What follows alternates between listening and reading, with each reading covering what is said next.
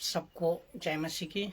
सबको स्वागत करता हूं आज का इस एपिसोड में, इस वीडियो में, इस लाइव में, जो कि फेसबुक और यूट्यूब का द्वारा अपलोड हो जाएगा। तब आप सब लोग जानोगे, सीखोगे और जो देखोगे सबको प्रभु यीशु का नाम से स्वागत करता हूँ। आप लोग देख रहे हो, आप लोग इसमें मजबूत हो रहे हो, आत्मिक दिख से उन्नति कर रहे हो और आगे प्रभु में बढ़ रहे हो।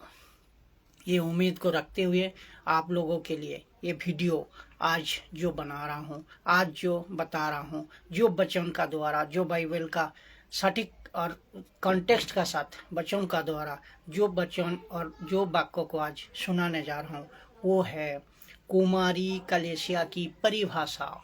ये क्या है कुमारी कलेसिया की परिभाषा, किस तरह इसको समझे, किस तरह बाइबल का साथ इसको एक्सप्लेन करे। और अब सटीक जो बाइबल में प्रभु परमेश्वर ने लिखा है, जो पौलुस जो कह रहा है, परमेश्वर का दास पौलुस जो कह रहा है, तो ये चीज़ आज खुलासा होंगे, ये चीज़ आज खुलासा होंगे। तो सबको और एक बार भी मैं प्रभु यीशु का नाम से स्वागत करता हूँ। जो आप देख रहे हो, जो यहाँ उपस्थित हो, सबको लिए। तो हम देखेंगे पहले वचन जो है दूसरा करंथियों 11:2,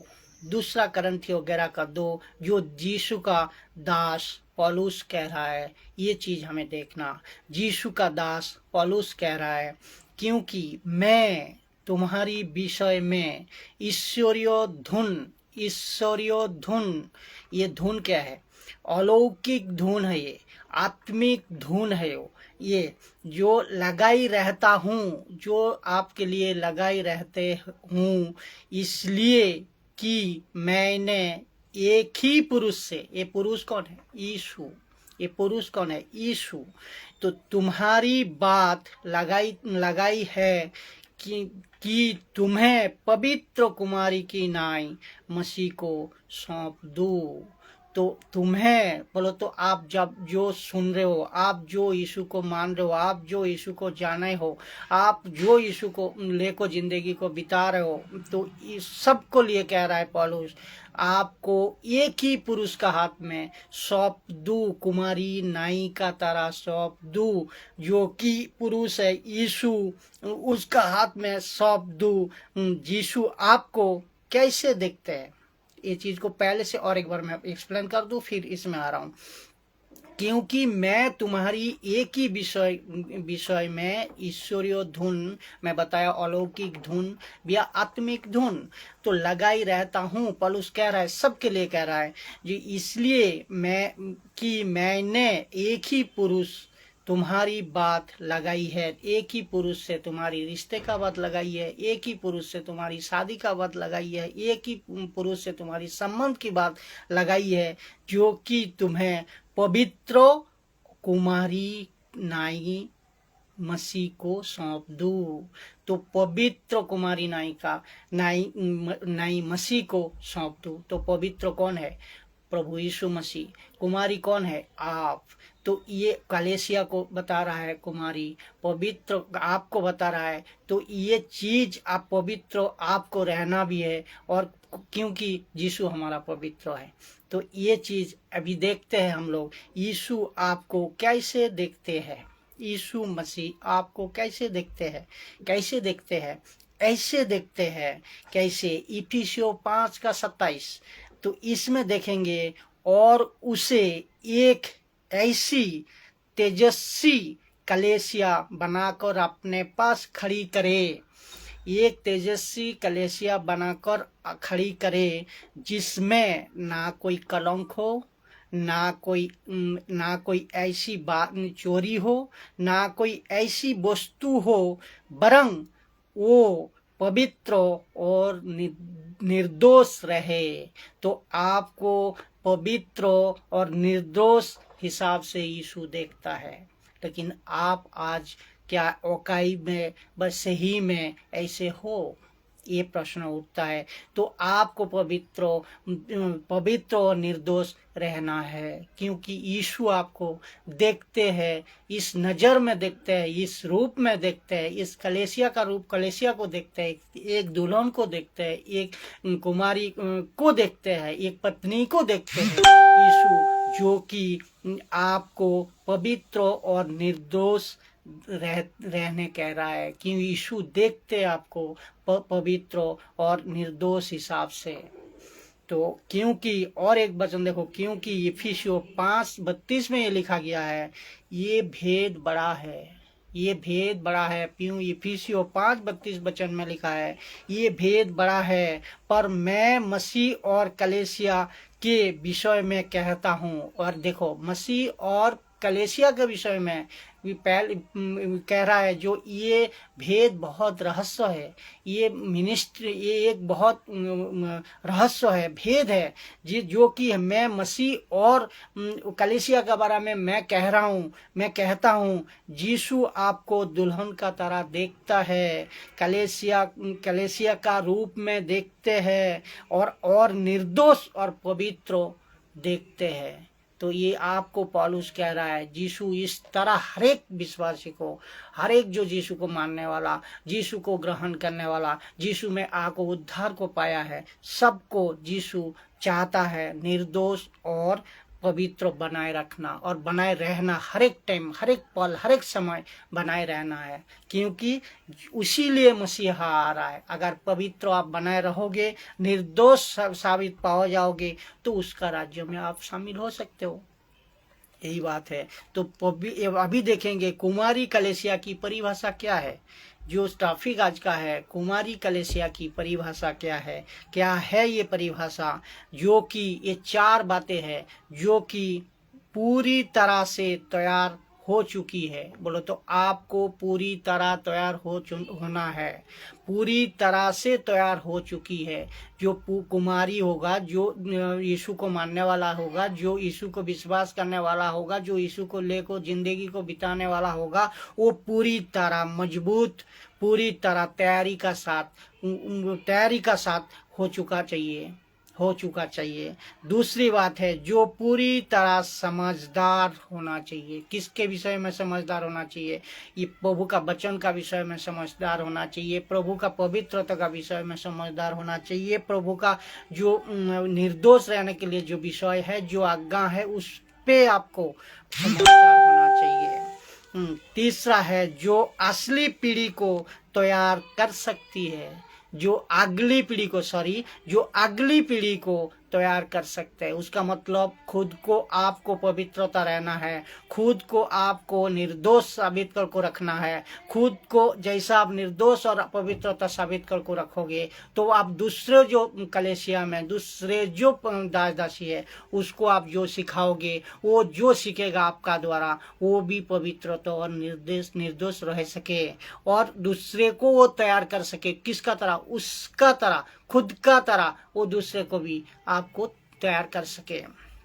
चौथा है, जो एक ऐसी कुमारी जो पूरी घर को संभाल सकती है। क्या आप पूरी घर को संभालने वाला ये कुमारी का नहीं, एक यीशु को मानने वाला व्यक्ति, एक यीशु को मानने वाला दास दासी बन चुके हैं? ये प्रश्न आता है। तो ये 4 कुमारी कलीसिया की परिभाषा यही है, जो कि एक पूरी तरह तैयार होना है, पूरी तरह समझदारी आपका अंदर आना है, जो अगली पीढ़ी को पैदा कर सकता है। बोलो तो अगले स्टूडेंट को सिखा सकते हो, अगले पीढ़ी को कलीसिया को बना सकते हो, कलीसिया को उद्घाटन कर सकते हो, हर एक चीज में डेवलप। और चौथा है, जो एक ऐसी कुमारी हो जाना चाहिए जो कि पूरी घर को संभाल सकती है। एक बात है इसमें सांसारिक दिख से, एक बात मैं बताऊं, जो कोई किसी का लड़की को, किसी का भी लड़की को बचपन से लेकर उसको धीरे धीरे तैयार करती रहती है। वो कुमारी जब तक बन जाता है, जो शादी का लायक जब तक हो जाता है, उसका दैहिक गठन, उसका शारीरिक गठन, उसका समझदारी, उसका बुद्धि, उसका ज्ञान, सब कुछ जब परिपक्व हो जाता है, तब उसका बाप ने, तब उसका माँ ने उसको शादी के लिए तैयार कर देती है, जो ये दूसरे को ऐसा तैयार कर देती है जो दूसरे को भी पैदा कर सकती है, दूसरों को भी दूसरे का घर को भी चला सकता है। तो ऐसा आज आज आप तैयार हो ये या नहीं है, ये पौलुस कह रहा है। देखो इस तरह मसीह बनना है, इस तरह मजबूत से वचन को लेना है और इस तरह वचन का साथ आपको जिंदगी चलाना है जो आपका द्वारा दूसरा परिवार, दूसरा घर, दूसरा अविश्वासी भी मजबूत होने लगे, वो भी आप जैसा दूसरे को सिखा रहे हो वो भी दूसरे को सिखाने का लायक हो सके। तो इसीलिए कह रहा है जो सबसे बड़ा और एक बात है इसमें, और एक बात मैं बताऊं जो कि परमेश्वर का दास पौलुस कह रहा था, दूसरा करंथियो, इसी वचन को और एक बार पढ़ दो, दूसरा करंथियो 11:2 जो पहले मैं पढ़ चुका हूं। क्योंकि यही है जो, क्योंकि मैं तुम्हारे इसी वजह से क्योंकि मैं तुम्हारी विषय में ईश्वरीय धुन, अलौकिक धुन और आत्मिक धुन में लगाए रहता हूँ कि इसलिए कि मैंने एक ही पुरुष से तुम्हारी बात लगाई है, एक ही पुरुष से, यीशु से तुम्हारी शादी की बात हुई, यीशु का साथ तुम्हारा संबंध की बात हुई, यीशु का साथ तुम्हारा विवाह की बात हुई। तो ये बात इसी वजह से कुमारी कलेसिया की परिभाषा यही है, जो आपको 4 चीज को देखना है, जो पूरी तरह तैयार होना है, पूरी तरह समझदारी आपका अंदर होना है, जो असली पीढ़ी को तैयार कर सके और जो एक कुमारी एक पूरी घर को भी संभाल सके। ये कुमारी की परिभाषा की असली पहचान, ये असली पहचान पौलुस से कह रहा है, इस तरह आपको बनना है, इस तरह आपको चलना है। तो इसका बाद हम लोग देखेंगे। और इसमें एक सबसे बड़ी बात होता है, एक सबसे बड़ी बात होता है, कुमारी को वफादार होना जरूरी है, कुमारी को वफादार होना पड़ता है, कुमारी को वफादार होना सबसे जरूरी है। जो क्योंकि जब एक पिता ने उन लड़की को किसी का साथ ब्याह की बात कर दी और तय हो गया, जब तय होने का बाद वो लड़की जब उनका घर में, पति का घर में जाते हैं, वो अगर पति से समझदारी का साथ और इसका साथ एक वफादारी का साथ, उसका मतलब अगर वो सही पति का पास जाने का बाद किसी से बात करते हुए देखा गया या सुना गया तो वो वफादार नहीं है, वो वफादार नहीं है। पौलुस इसीलिए कह रहा है सबसे बड़ा बात कुमारी को वफादार होना पड़ता है। इसमें मसीह में आने का बाद आपको वफादार बनना पड़ता है, आपको वफादार होना जरूरी है। अगर आप वफादार नहीं हो मसीह में तो आप इसमें प्रभु में नहीं हो, वफादार नहीं हो। तो तब ये लड़की साबित हो जाएगा कि दूसरे का फोन पे बात करते हुए अगर मिल जाए, मैं उदाहरण का तौर पे बोल रहा हूँ, जो मिल जाए तो वो वफादार नहीं कहलाएगा। तो आपको भी अभी हम जो बता रहा हूँ तो ये चीज पौलुस जैसा कह रहा है, जो आपको भी मसीह में वफादार रहना पड़ता है। अगर आप वफादार रहने का मतलब क्या है, आप एक पैर मसीह में हो और एक पैर संसार में हो तो आप वफादार नहीं हो, आप वफादार नहीं हो। ये वचन, क्योंकि वफादारी प्रभु को चाहिए और वफादारी यीशु को चाहिए, ये चीज है। तो यीशु आपको देखता कैसे है, अभी हम लोग ये आज में यीशु आपको देखता कैसे है। आपको पत्नी का रूप में यीशु देखता है, आपको दुल्हन का रूप में देखता है, आपको कलेसिया का रूप में देखता है। ये 3 चीज आपको देखो। यीशु आपको खुद का पत्नी को जैसा देखता है तो आपको रहना कैसे है। यीशु आपको दुल्हन का रूप में देखता है, एक कुमारी पवित्र एवं निर्दोष दुल्हन का रूप में देखना चाहता है, तो आप देखता भी ऐसा है। तो दूसरा चीज हो गया। तीसरा है आपको कलेसिया का रूप। बोलो तो यीशु ने जो कलेसिया दे गया तो एक कलेसिया में किस तरह पवित्र और निर्दोष हिसाब में आपको काम करना है, ये चीज यीशु आपको इस तरह देखता है, खुद यीशु देखता है। ये पौलुस कह रहा है। तो लिखा है, देखो अभी एक वचन में आ रहा हूँ, लिखा है पत्रस ये कहता है, लिखा है पत्रस ये कहता है, ये जो कहता है एक पत्रस लिखा है ये पत्रस, ये कहता है जो पत्र पहला पत्रस 1 नंबर अध्याय 16 नंबर वचन, क्योंकि लिखा है कि पवित्र बनो क्योंकि मैं पवित्र हूँ। देखो पत्रस, पहला पत्रस 1 नंबर अध्याय 16 नंबर वचन में लिखा है, मैं वही पहले भी बता दिया है, आपको रहना कैसे है, आपको चलना कैसे है, वही वचन का साथ साबित कर रहा हूँ। जो कुछ भी बात होंगे सब बाइबल से होंगे, बाइबल का बाहर बिल्कुल नहीं होंगे, क्यों जो है बाइबल में जो लिखा गया है वही करेक्ट है। कोई संस्था का हिसाब में बात नहीं करूंगा, मैं संस्था का नियम में बात नहीं करूंगा। मैं पत्रस, पहला पत्रस 1 नंबर अध्याय 16 नंबर वचन में लिखा है, क्योंकि लिखा है, ये लिखा जोर दे रहा है, क्योंकि लिखा है कि पवित्र बनो क्योंकि मैं पवित्र हूँ। कौन? यहोवा परमेश्वर यीशु पवित्र है।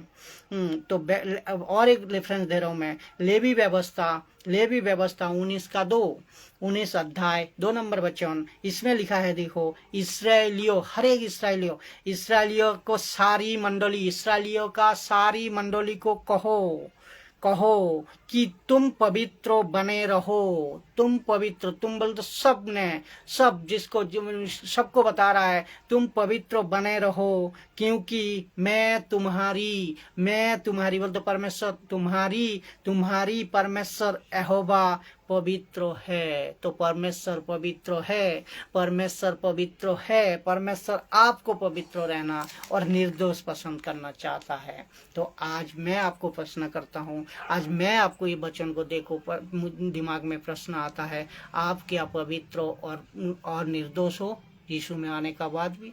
ये आपको खुद तय करना है, ये आपको खुद सोचना है। नहीं तो आप एक कदम संसार में, एक कदम यीशु में, देखो आप गलत काम करे जा रहे हो, गलत चीज कर रहे हो, फिल्म में जा रहे हो, थिएटर में जा रहे हो, कह रहे हो ये सब तो हम कर रहा हूँ, करने का बाद भी हम प्रभु का साथ स्वर्ग में बिताएंगे। कैसे हो सकता है ये? कैसे हो सकता है? आप अगर पवित्र निर्दोष नहीं हो सकते तो गलत जिंदगी जी रहे हो, आप गलत सोच में आप चल रहे हो। इसको चेंज कीजिए, इसको परिवर्तन कीजिए। प्रभु जिस लिए आप जो मांग रहा है, प्रभु जिस वचन का आधार में आपको चलाना चाह रहा है, उस तरह आपको चलना है। ये नहीं कि कोई संस्था का हिसाब से चलना है, ये नहीं कि कोई पास्टर का हिसाब में चलना है, ये नहीं कि कोई कलीसिया का हिसाब में चलना है। आप यीशु में आने का बाद भी, उद्धार पाने का बाद भी अगर इस तरह नहीं बिताया, दुल्हन का रूप में अगर पवित्र निर्दोष नहीं रहा, तो आपका कलीसिया, आपका जिंदगी तो आप किस लेवल तक जाएगा आप खुद ही समझ सको। बाइबल को पढ़ को समझ सको, दूसरे किसी का बात को नहीं। अभी जिसके लिए चलते हैं, जिसके लिए मसीह आ रहा है, पवित्र आप जिसके लिए मसीह आ रहा है, जो कि मैं बता दे रहा हूँ, जो परिपक्व, मैं पहले बता रहा हूँ, अभी परिपक्व मसीह एक तीसरे स्तर का मसीह होता है, जिसको पहचानना सबसे आसान तरीका से आप पहचान सकते हो। तो कौन है निर्दोष और कौन है पवित्रता, ये आपको साबित करेगा, ये आपको सिखाएगा, जिसके लिए मसीह आ रहा है। तो आज जो पवित्रता नहीं हो, आज जो निर्दोष नहीं हो, इसी वजह से मसीह आ रहा है।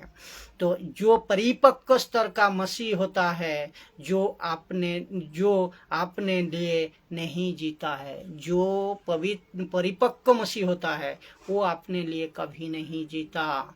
वो अपने लिए पहली पॉइंट है, जो परिपक्व मसीह होता है वो अपने लिए नहीं जीता।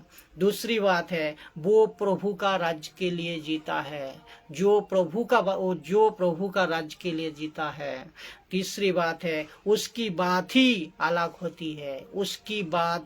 होती है, और चौथा है, वो तीसरे स्तर की मसीह को असली से पहचान सकता है। तो जो आज मिनिस्ट्री चल रहा है, जो आज शिक्षा चल रहा है, जो आज गलतफहमी हो रहा है, ये पौलुस कह रहा है परिपक्व स्तर का मसीह अगर होगा तो वो अपने लिए कभी प्रार्थना में कुछ नहीं मांगेगा, वो अभी प्रार्थना में किसी के लिए, दूसरे के लिए मांगेगा। प्रभु का राज्य के कहेगा, प्रभु तू जिसमें खुशी है उसी हमें कुछ नहीं चाहिए, तू जिसमें खुशी रहता उसी को पूरा कर, उसी को काम को मैं पूरा कर सकूं, इसके लिए प्रार्थना करेगा। वो दूसरे के लिए प्रार्थना करेगा, वो कलेसिया को उन्नति के लिए प्रार्थना करेगा, वो कलेसिया सेवक के लिए प्रार्थना करेगा और वचनों को सही तरह वो पेश करेगा। गलत तरीका से पेश करे कर ही नहीं सकता है। अब ये परिपक्व का तीसरे स्तर का मसीह होगा, और जो कि प्रभु का राज्य के लिए, प्रभु जिसमें खुशी होगा, आप उसमें बना रहना चाहिए, आप उसमें चलना चाहिए। यही तो कह रहा है पौलुस। तो उसी बात की अलग, उसका बात ही अलग होगा। इसी वजह से उसका बात हर एक कलेसिया से नहीं पटेगा, हर एक कलेसिया से नहीं जचेगा, हर एक कलेसिया वाला इसको नहीं समर्थन करेगा और उसको शाबाश भी नहीं करेगा।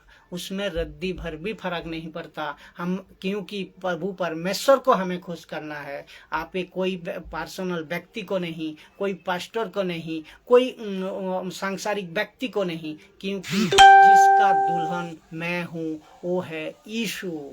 तो यीशु का राज को हमें खुश करना है, यीशु का राज को नियम को चलना है, बाइबल का वचन को ले को चलना है। तो इसे हमें कोई फर्क नहीं पड़ता। तो तीसरा स्तर का जो मसीह होगा इस तरह होगा, आप पहचान लोगे उसे। तो इस तरह आप वचन को पढ़िए, वचन को समझिए, वचन का साथ आप अपने जिंदगी को प्रभु में आत्मिक उन्नति का साथ ले आइए। पौलुस था तीसरे स्तर का मसीह व व्यक्ति, परमेश्वर का दास पौलुस था तीसरे स्तर का व्यक्ति। दूसरा करंथियों 11:28 में लिखा है, देखो, जो और बातों को छोड़, और बातों को छोड़कर और बातों को छोड़कर जिनका वर्णन मैं नहीं करता। बोलो तो इधर उधर का बातों को छोड़ को जिनका वर्णन पौलुस नहीं करता है, सब कलेसिया, लेकिन उनको चिंता और सताती रहती है। क्या? जो सब कलेसिया की चिंता प्रतिदिन मुझे सताती रहती है। इसीलिए तो कह रहा हूँ, और तीसरे स्तर का परिपक्व जो मसीह होगा वो उस हर एक कलेसिया का चिंता, हर एक कलेसिया में उपस्थित दास दासी का चिंता, मिनिस्ट्री का चिंता प्रतिदिन किसको? पौलुस को सताती रहती है, प्रतिदिन सताती रहती है। अभी देखो पहला करंथियों 7:32 और एक वचन में चलेंगे। पहला करंथियों 7:32 देखो, और ये लिखा है, अविवाहित पुरुष प्रभु की बातों की चिंता में रहता है। अविवाहित पुरुष प्रभु की बातों की चिंता में रहती है, क्योंकि क्यों कर प्रभु को प्रसन्न रखे। कैसे प्रभु को प्रसन्न रखे? अविवाहित जो व्यक्ति है, पुरुष है, प्रभु की बातों को चिंता में, हर एक टाइम प्रभु का बातों में चिंता में रहता है, और हर एक टाइम प्रभु की बातों की चिंता को अनुसरण करती है, जो किस तरह प्रभु को प्रसन्न करे। आज किसको आप प्रसन्न किया जा रहा है? आज कलेसिया में, आज चर्च में किसको प्रसन्न किया जा रहा है? ये चीज आप देखो, खुद वचन का साथ मिलाओ और उसको सुनो। जिस किसी ने भी प्रचार कर रहा है, जिस किसी ने भी आपको शिक्षा दे रहा है, जिस किसी को आप पास्टर बना को बैठे हो, जिस किसी को आपको फादर बना को बैठे हो, ये वचन का साथ, उसका कंटेस्ट का साथ उसको मिल कराओ। अगर सही है तो आप उनको सैल्यूट करता हूँ, अगर सही नहीं है तो आप खुद वचन को पढ़ो और परखो वचन का साथ उनका प्रचार मिल है कि नहीं। अगर नहीं है तो मत सुनो, क्योंकि आप भी उद्धार हो सकते हो। तो ये वीडियो जो आप भी उद्धार हो सकते हो, ये वीडियो भी एक मैं बना चुका है, डिस्क्रिप्शन लाइन में आप जाकर टाइप कर लोगे, मिल जाएगा। तो अभी देखेंगे फिर। तो पौलुस ने खुद को कैसा रखा था? पौलुस ने खुद को कैसा ऐसा बनाया था? पौलुस ने खुद को प्रभु का राज्य के लिए दे दिया था। पौलुस ने खुद को प्रभु का राज्य के लिए नपुंसक बन गया था। तो ये चीज़ हमें दर्शाता है, हमें इस तरह चलना है मसीह जिंदगी, हमें इस तरह बिताना है मसीह जिंदगी। मत्ती 19:12, क्योंकि कुछ नपुंसक ऐसे हैं जो माता के गर्भ ही से ऐसे जन्मे। कुछ नपुंसक ऐसे हैं जो कि माता का गर्भ से ही ऐसे ही जन्मे। और दूसरा है, कुछ नपुंसक ऐसे हैं जिन्हें मनुष्यों ने नपुंसक बनाया। जिन्हें इस समाज का मनुष्य ने नपुंसक बनाया। और देखो तीसरा पॉइंट कह रहा है, कुछ नपुंसक ऐसे हैं जो स्वर्ग के राज्य के लिए अपने आप को नपुंसक किया है। देखो तो आप पौलुस अपने आप को क्या किया है, नपुंसक किया है किसके लिए, स्वर्ग का राज्य के लिए। किसके लिए, प्रभु के लिए। किसके लिए, प्रभु का हर एक काम के लिए। तो अपने को नपुंसक बनाया, क्योंकि यही है तीसरे स्तर का परिपक्व मसीह, जो कि राज्य के कुछ नपुंसक ऐसे हैं स्वर्ग के राज्य के लिए अपने आप को शब्द में गौर कीजिए, अपने आप को नपुंसक कहा है, नपुंसक बनाया है। तो ये और लिखा है लास्ट में, वो जिसे वही ग्रहण करता है जो उसे ग्रहण कर सकता है। तो वही ग्रहण कर सकता है बात को, वही एक वचन को ले सकता है, वही ये वचन का साथ चल सकता है जो कि खुद को पौलुस का तरह नपुंसक बनाया है प्रभु का राज्य के लिए, प्रभु का कलीसिया के लिए, प्रभु का दुल्हन के लिए, प्रभु का हर एक काम के लिए जो पौलुस किया है। पौलुस है तीसरे स्तर का परिपक्व मसीह। आज का जो वचन है, आज का जो ट्रैफिक है, जो अभी एक्सप्लेन किया है, ये मैं चाहता हूँ ये मीट है आप लोग के लिए। इस सदी में भी इस तरह परमेश्वर ने जो वचन को प्रचार करवा रहा है, इसके लिए मैं प्रभु को धन्यवाद करता हूँ। जो प्रभु परमेश्वर आपने जो वचन बाइबल में दिया है, ये वचन सही कंटेक्स्ट के साथ लोगों तक पहुँचे, गली तक पहुँचे, समाज तक पहुँचे, हर एक दास दासिका तक पहुँचे, और इनको सबसे बड़ी ये आत्मिक गुण, सबसे बड़ी आत्मिक धुन, अलौकिक धुन में सब बना रहने पाए, और प्रभु में जबरदस्त टाइप से प्रभु में बना रहने पाए वचन का साथ।